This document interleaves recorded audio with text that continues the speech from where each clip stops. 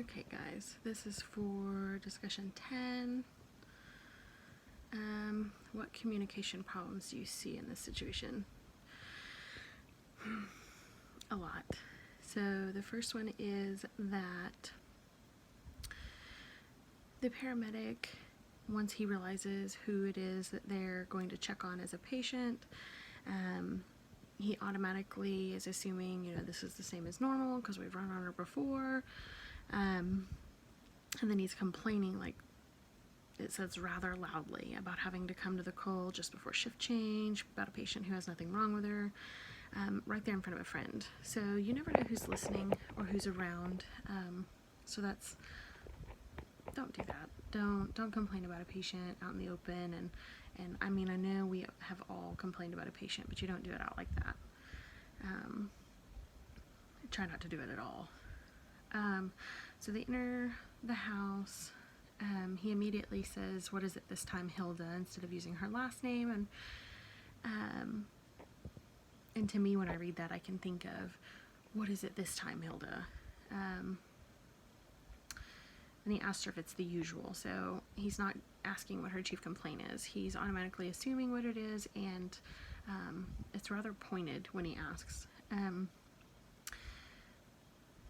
When the first responders try to explain what her chief complaint is, he interrupts them, which is horrible. And then he says, "Yeah, I know, it's always the same."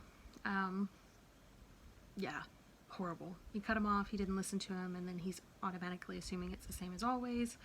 It's just all around general crap. Just jot down her vitals on a piece of paper and we'll get her out of here. So he's not really listening, he's not taking anything seriously, he's assuming, which is a horrible thing to do in our line of work.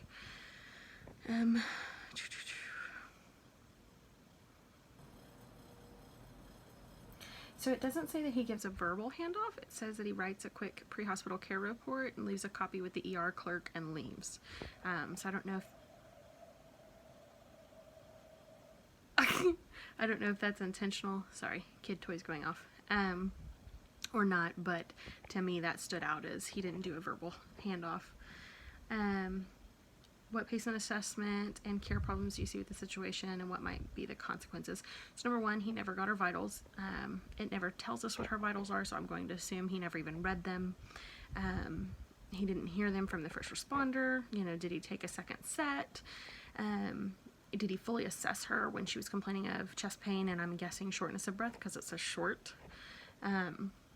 So both of those could be detrimental, critical chief complaints. He never took them seriously, didn't listen to the vitals, didn't take a set of vitals. All of that I feel like is super critical. And I'm sure there's quite a bit more we could dive into, but those are the most prominent to me. But okay, see you next week.